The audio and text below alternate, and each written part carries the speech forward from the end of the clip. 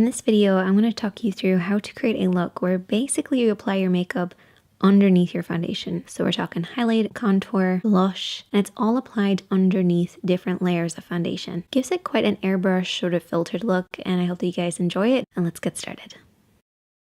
So the first thing that we're going to do is start off with a little bit of skincare. Bear in mind, this is going to look like it's sponsored by Pixi. It's not. I just love their products at the moment. So this is the Rose Tonic, and oh, I love this so much. It makes my skin feel absolutely amazing. Now I do have the retinol one, which I use at night, and then I started using this in the morning. Oh my gosh, my skin feels so good. If you haven't tried it, give it a go. It feels like really refreshing on the skin. Also in that same collection, there's a moisturizer. See what I mean? It does look like it's sponsored. It's not sponsored. But this smells so good. It feels really hydrating, really moisturizing. It's kind of a thick cream, kind of a thick moisturizer, but you know what? It doesn't feel heavy, so I really like it. Then we also have the Flash Balm. Now the Flash Balm is like a primer. What you don't want to do is rub this into the skin. You have to sort of like press it in, if that makes sense. And this kind of creates a great base for your makeup. Or if you want to just not wear any makeup, it also works great too. And then as my final step, I will be using the Illuminating Primer by Flormar because I use it in like every video. It's my favorite. It controls oils, but also gives an illuminating glow. Right, all that's out of the way, let's move on to the makeup. So we're actually going to start off with two different shades of concealer. So a light and a dark. And you want to go quite dark as well. That's a very important bit. And we're also going to be using a sponge. So we're going to start off first of all by just applying the lighter shade of concealer to really the areas where we want to brighten up the skin. We're not looking for like a full layer of concealer. We're just looking for pinpointing certain areas of the skin. And once you've done that, you can then go in with your sponge and like pat it in and really press it in there. But then what we're going to do is we're going to take a little bit more after we apply the first layer and just really pinpoint certain areas, because I want to make sure that the skin looks like it's glowing from within, so the evenness is coming from the base. That's why we're applying this first. And often you see makeup tutorials where we're showing you guys how to apply something and then we blend it and then it's the next step, when in reality you probably do need to go back in and add a little bit here and there, and that's basically what I'm doing here, pinpointing certain areas that I want to brighten. Then we're going to take the other shade, which is the darker shade, and this is quite dark, and I actually think I could have even gone a little bit darker, to be honest. And because we're going to be applying this with foundation over the top, we just want to go a little bit darker so it really shows up. But this will create that kind of bronzy look from within. You can see that I'm actually tilting my head from side to side, and this is just so I can find the natural shadow and the shape of my face. You kind of have to make sure that you're working with your own natural contour rather than just creating lines on the face. And then I'm going to take an F41. So this is a bit unusual to be taking this type of brush for this, but it does make a massive difference. It's a very light, sort of feathery type of foundation brush. Absolutely love it. You'll see it a lot through this entire video. It's one of my favorites because it creates an airbrush soft finish. It's very delicate in a way. So it's a very delicate finish, but it really blends everything beautifully. Don't worry if it looks a little messy, because next we're going to take our foundation. So this is a lightweight medium coverage foundation. You really want to make sure you're only using a very small amount. I pumped a little bit on the back of my hand, and a little goes a long way because this is only our first step in the foundation routine. So this is going to go over everything we've already applied, and you might be like, Sinead, that was pointless. No, I promise you, it really glows from within. It's very subtle and understated. That's what this entire look is about.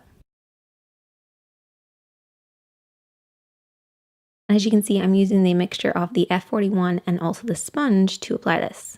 With each step, I want you to take that sponge and just make sure you're really pressing the product in to give you that perfect finish. Next, we're going to take a cream blush. I'm going to use two different shades here and just mix them up because I couldn't decide which one to use. And we're using an F41 again. This is the smaller sort of travel size one. I actually didn't realize this was also an F41 until I started using it, but it feels so amazing on the skin. It's like literally like feather touch. It's perfect for applying cream blushes because it won't disturb the makeup underneath because it's so sheer and light on the skin, but it applies the product beautifully. Next, we're going to take a liquid highlighter, and we're basically applying this with that same brush again. And just apply this wherever you want to. We want to give it that really subtle hint of like glow from within. So that's what this is all about. Just make sure that you're using the right type of highlighter for your skin type. So like this one is sort of like a neutral, kind of slightly pink one. So it's going to work really nicely with that blush that we applied. We're then going to take another type of foundation. So this is a powder foundation. What this is basically going to do is it's going to seal everything in place for us that we've already applied. If you haven't tried this foundation, you need to. What are you doing with your life? I love it so much and I highly recommend it. So we're going to be using that same brush that we were using before, the F41. I did clean it. It's clean though, because I don't like to use like liquids and then powders if I can avoid it. So I did actually give this a clean, and I just started to apply that powder over the skin. And you're basically using a pressing motion. I don't want you to see any buffing here. Do not buff. We have layers underneath that we do not need to be disturbed. We have to keep it nice and lightweight. And then take your sponge again. Use this to get rid of any creases before you apply the powder there, because if you apply powder over creases, you set the creases and they're going to look terrible. Your skin should feel really nice at this point. It should feel like you kind of have nothing on, but you know that you do, and it actually improves as the day goes on.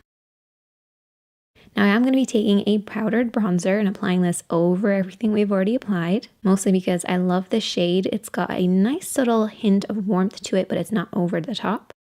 I'm using the F41 that we applied the foundation with.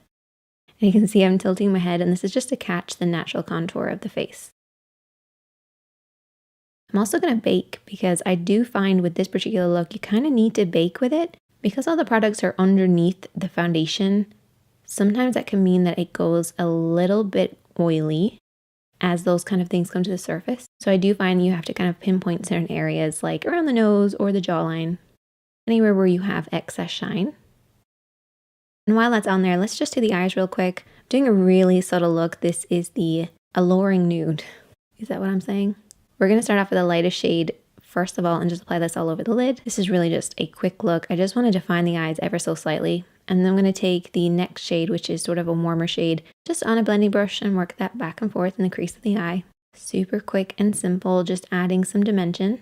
And you can also take a little bit of the darker shade then and just sort of add a little bit more of that. And to brighten up the eyes, because I feel like a bright eye would look perfect with this particular type of skin, you want to use a cream liner pencil and just apply this on the waterline. I can't do it on camera because I have to look down in mirror. And then just to add a little bit more definition, I went in with a brown liner. So what this is basically going to do is just be applied right by the lashes to add some definition to those eyes, really help them pop a little bit. You could use black if you wanted to, but honestly I feel like brown is just a lot softer.